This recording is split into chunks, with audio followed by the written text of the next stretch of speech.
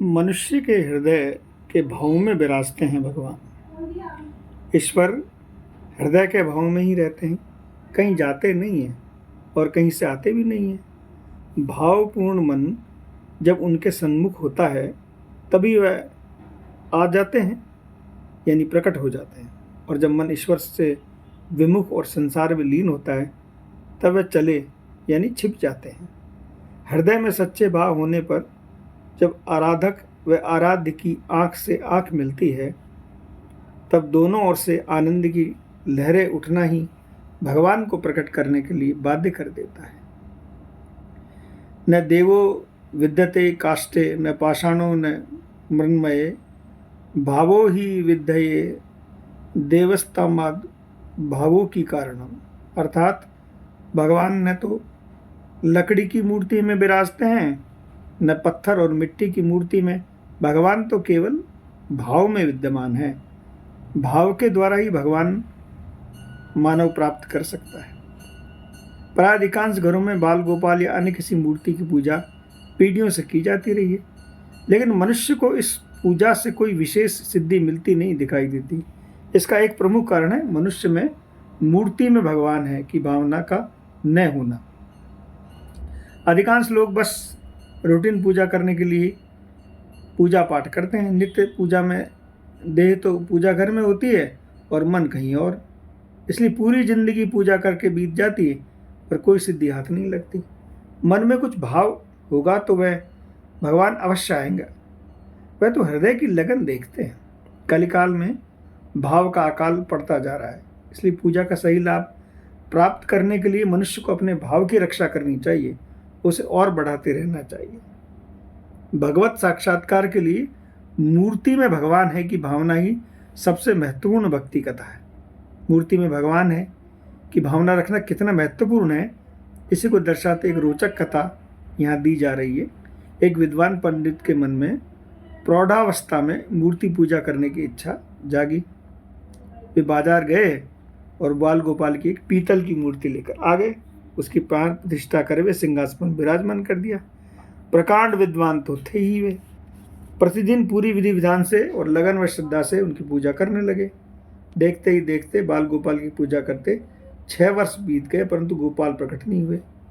वे और अधिक लगन व सावधानी से बाल गोपाल की अर्चना करते हुए, परंतु ईश्वर का साक्षात्कार न होने से वह निष्ठा व लगन कब तक रहती।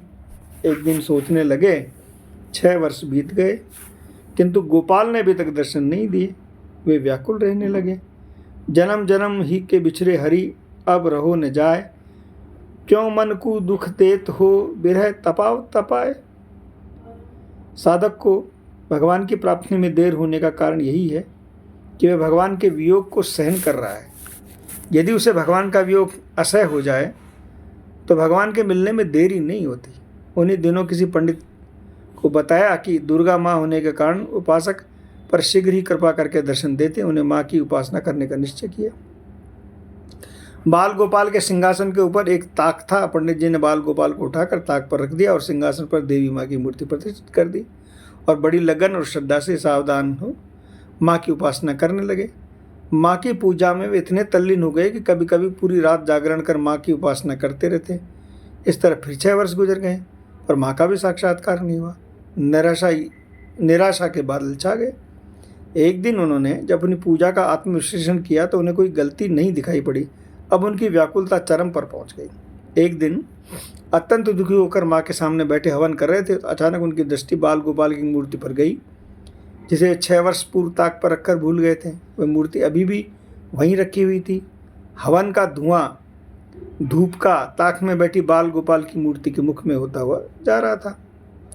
यह देखते उन्होंने सोचा कि माँ प्रसन्न हो भी तो कैसे, मैं तो हवन पूजा करता हूँ, उसे तो ये ग्वाल नाक ताल में मुंह में काले ग्रहण कर लेता है। बाल गोपाल पर थोड़ा क्रोधित होते हुए बोले, अच्छा ठहर जा, मैं तेरी नाक में रुई ठूंस देता हूँ, फिर देखो ये कैसे माँ को अर्पित किया हुआ हवन भोग की सुगंध ग्रहण करता है। बस पंडित जी ने रुई उठाई और लगे बाल गोपाल की नाक में ठूंसने। लेकिन यह क्या, हंसते हुए बाल गोपाल प्रकट हो गए और पंडित जी का हाथ पकड़ लिया। पंडित जी जड़वत हो गए। कुछ क्षण बाद जब चेतना लौटी तो बाल गोपाल ने रुष्ट होकर बोले, पहले ये बताओ क्या तू नाक में रुई ठूसने से प्रकट होता है? मैं 6 वर्ष से पूरे विधि विधान से तेरा अर्चना करता रहा, पर तब तूने दर्शन नहीं दिया, और आज नाक में रुई ठूसते तो प्रत्यक्ष हो गया। बाल गोपाल बोले, तुमने मेरी अर्चना की ही कब? तुम तो जड़ मूर्ति का पूजन करते रहे। तुमने मूर्ति की प्राण प्रतिष्ठा तो की, पर उसमें मेरी उपस्थिति का भाव तुमने कभी आया? आज जब तुमने इस जड़ मूर्ति को मेरी उपस्थिति का आभास हुआ कि मैं माँ को अर्पित किए हुए हवन का भोग की गंध ग्रहण कर रहा हूँ, और तुमने मुझे चेतन मान लिया, तो मैं तुम्हारे सामने साक्षात प्रकट हो गया। पंडित जी बाल गोपाल से कहा, तो मुझे माँ के दर्शन क्यों नहीं हुए? बाल गोपाल हंसते बोले, माँ की मूर्ति को भी तुम जड़ मानकर पूजते रहे। माँ तो सदैव तुम्हारे साथ ही है। ये देखो, ये जड़ मूर्ति है या साक्षात माँ भद्रकाली? पंडित जी की दृष्टि जैसे ही माँ के सिंहासन की ओर गई तो माँ भद्रकाली की मुस्कान बिखेरती वात्सल्य मूर्ति विराजमान थी, और वह करुण भरे नेत्रों से पंडित की ओर निहार रही थी। यह देखकर पंडित जी फुफकार मार रोने लगे और माँ के चरणों में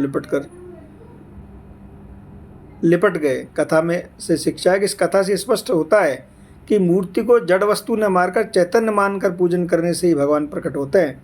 मूर्ति पूजा केवल एक नियम के रूप में न करें, मूर्ति को साक्षात भगवान का मानकर अपूर्ण श्रद्धा और शरणागति से उनकी पूजा करनी चाहिए, क्योंकि मूर्ति में बसते हैं भगवान। जय जय श्री राधे, निताई गौर, हरि गौर।